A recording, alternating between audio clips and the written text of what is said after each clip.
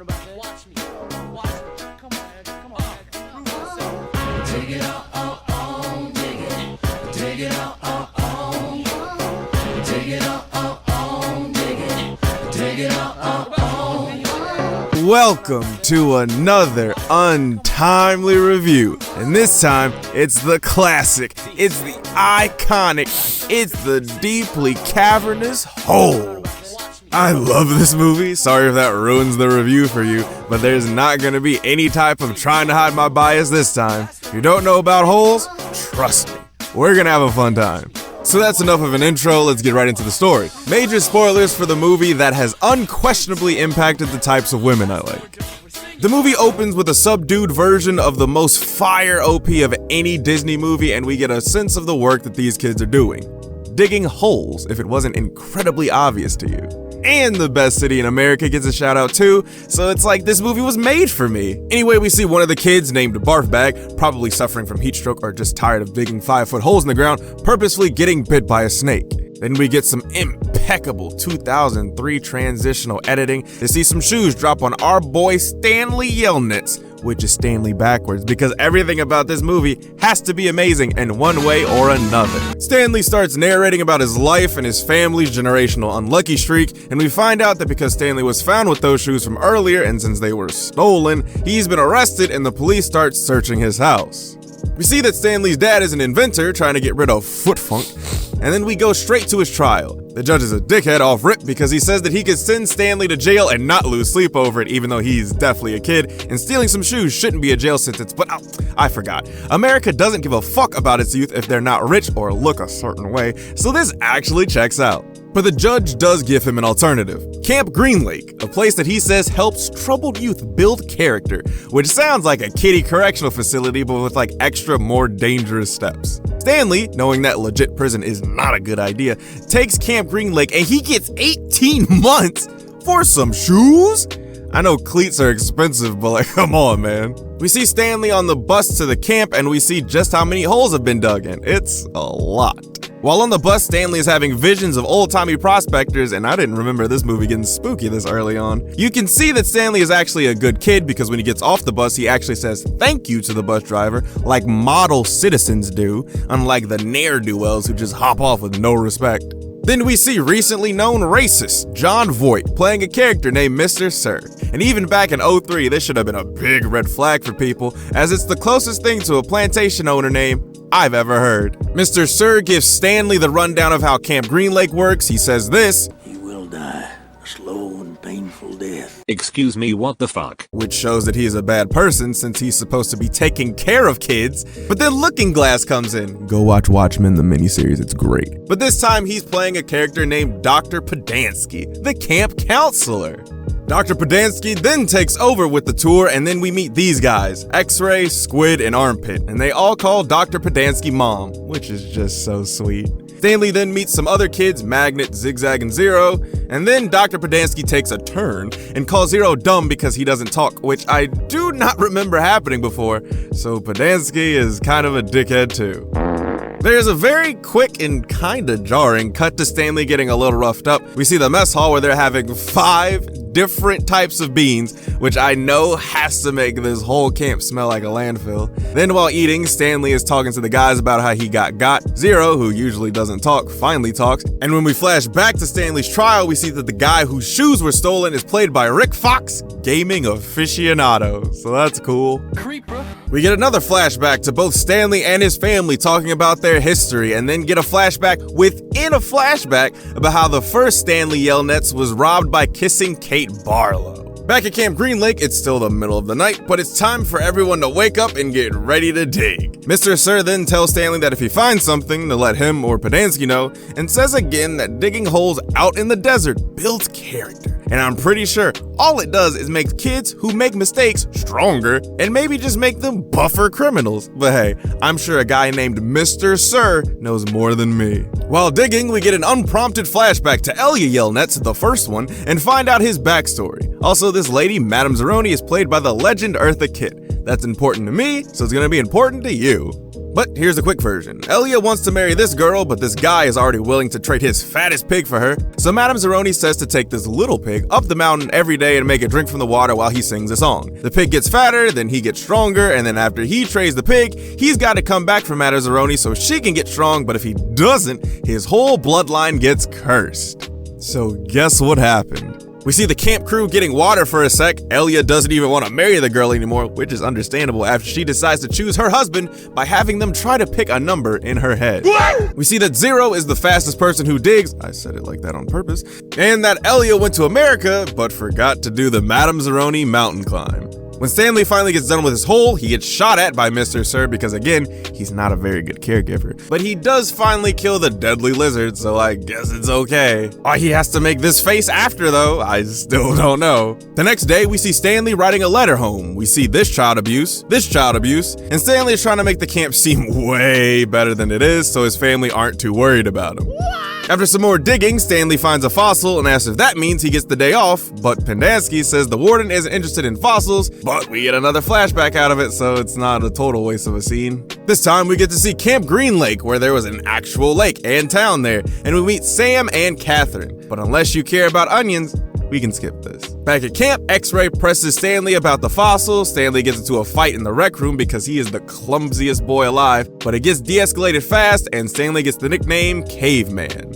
At group counseling, we learn a little bit more about the guys, but the only thing really worth noting is the way that Pendansky says buddy boy. Buddy boy. I do not like it. After that, Stanley's reading a letter from his mom, but while reading it, we find out that Zero doesn't know how to read. And even though Zero asks him to teach him, Stanley is like, nah, but you got it though, I'll see you later. When they're all digging, Stanley finds something again, but this time X-Ray steals it, and because Stanley isn't equipped to actually fight bro, he gives him an excellent idea which is going to give X-Ray the whole day off tomorrow. Good job. It's the next day. X-Ray acts like he found something, so Pendansky calls the warden in, and oh my god, words cannot express the emotions I feel when this beautiful goddess is on screen. Shall I compare thee to a summer's day? Mayhaps a lilac or daffodil will inspire me to say, I don't just want to smash, I'll love you in every way. Oh, excuse me. I don't know what came over me. I kind of blacked out there a little bit. Whew. Anyway, this alluring angel gives X-Ray the day off and makes Pendansky refill everyone's canteen, even though he already did, in a wonderful and aggressive show of power. After digging, we pick back up with Miss Catherine and Sam's looking at Catherine like how I look at Sigourney, and he offers to fix the school roof in exchange for some peaches. Okay, I see you, Sam. Mr. I can fix that fixes up the rest of the school, and you can tell there's some old-timey sexual tension between him and Catherine. Spare coochie, ma'am. Back at camp, this lovely lady is still overseeing the holes and tunnels being dug. Armpit, the nastiest nickname boy for a reason, gets his shower privileges taken away, and then we're back with Sam and Catherine. And this is where Sam really makes his move. Catherine's crying for a reason that we don't know, but Sam swoops in with a smooth, I can fix that. Write that down, write that down! But while they're getting some rated PG macking on, this vaguely racist man whose advances that Catherine declined sees them. We're back at camp again. It's been 4 days and they haven't found anything. Hey, we're back in time in under a minute. It's actually way past annoying now that we keep going back and forth like this, but I keep getting to see my divine darling, so it's okay. But these guys are burning down the school because fuck education and the children, I guess, and the sheriff says that they're gonna hang the black man because of course they are. But Catherine's a rider. She says if he goes, I go. And when she tries to find him, it's too late and they kill him on his boat. At the camp, they go back to digging single holes instead of an intricate system of tunnels, and in the before time, we see that Catherine is kissing Kate Barlow and she goes to kill the sheriff. Back at it with the camp crew, Magnet steals Mr. Sir's sunflower seeds, but Stanley gets blamed for it and goes to see the warden. Oh, I wish that was me. When they get to her little cottage, she puts on this venomous nail polish and slashes Mr. Sir across the face for wasting her time by acting like stealing sunflower seeds was something she would care about. When Stanley gets back to the hole zone, we see that Zero finished his hole for him, so Stanley decides to teach him how to read. Mr. Sir just straight up tries to kill Stanley by not giving him water in the desert, and Stanley starts piecing together the connection between the warden and kissing Kate Barlow. Speaking of, we gotta check back in on her with a montage of her rootin', tootin', and smooching. I mean, it was kind of unnecessary, but whatever. Back on camp, Stanley is teaching Zero how to read, and while doing that, we see that Zero's real name is Hector Zeroni, and Stanley doesn't mention his whole family backstory to him, so I guess that'll just come later. We find out more about Hector's backstory. Pendanski is fully not a good person because he tells Magnet to speak English because this is America. Stanley gets into it with Zigzag, but Zero jumps on him and almost chokes this man to death. Stanley and Zero's little agreement about teaching Zero to read gets found out and shut down, and because Pendanski is being a super asshole, Zero smacks him with a shovel and dips out to the middle of nowhere. The adults of the camp have a meeting since they let a child loose in the desert, and Mr. Sir tries to blame Stanley for this like they didn't just leave a little boy out to die. A little bit later, they get a new kid named Twitch, and when Mr. Sir gets distracted, Stanley tries to drive his car, Man, I'm finna whip this hoe. but drives that shit into a ditch in like 30 seconds. But he runs away in the direction that Zero did. And just like with Zero, the adults just leave Stanley out in the desert to die, but they say they'll send a search team out for him in 2 weeks. After walking for a while, Stanley finds Zero under Sam's boat. Zero gives him something he calls sploosh, and just so y'all know, sploosh is rotten peaches from the Old West, so them shits are about 100 years old, and these guys are just slurping them down. Sorry if you're eating right now. Anyway, Zero and Stanley make their way to that mountain, scale the whole thing, no equipment, no nothing, just hands and feet. So I guess digging all those holes every day really does help. On the way up, Zero cuts his hand open and passes out, so then Stanley picks him up and carries him to the mountain, and just in case you missed it, Madame Zeroni comes back through a disembodied voice talking about the curse. They make it up to the top and find onions and water. Zero snaps out of it, and again, we need to make sure that you get that Hector is Madame Zeroni's some number of times, grandson, so she pops up again. Which means the curse is broken. And the first thing that we see after that is Stanley's dad finally making something that gets rid of foot funk. Then when we pick back up with Stanley and Zero, we find out that Zero is the one who stole the shoes, and this is where the story completely falls apart for me. Because if that were true, how long did Stanley's trial take for Zero to have already been there, gotten a nickname, and been known to dig holes fast? Zero says he got busted the next day for stealing, so his trial was quick. I get that. But it seemed like Zero was at Camp Green Lake for at least a month, if not longer, so this just comes off weird. I know this is to keep pushing with the whole Destiny thing. Stanley even says as much, but it's just really weird to me. And now back to the recap. Stanley's lawyer comes up to Camp Green Lake, but he's on a mountain right now, so duh, she's like, where is he at? The warden makes up an excuse and Stanley's lawyer just leaves. I would think that a good lawyer wouldn't just dip out and would stay until she's at least seen her client, but I'm not a lawyer, I don't know. We find out that his lawyer came to say he's supposed to be released. We see Kiss and Kate died by this CGI lizard, and Stanley and Zero sneak back to the camp to dig for Kate's treasure. They find it, they get caught, but some of those yellow lizards pop up out of nowhere and make it a standoff. And because it's always important to have a good villain monologue, the warden talks about how she is related to the guy who owned the lake and got spurned by Kate. The best meme to come out of this happens, and in the morning, after waiting in this hole for hours, Stanley's lawyer comes back, and because the warden lies and calls Stanley a thief, he's had enough and gets out of the hole.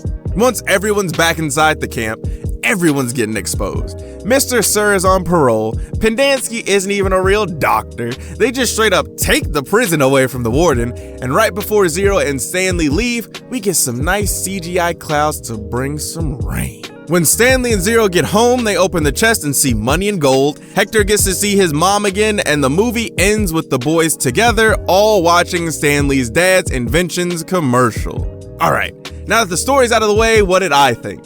I loved this movie as a kid, and while there's some things that I do have some issues with, I still totally enjoy the movie.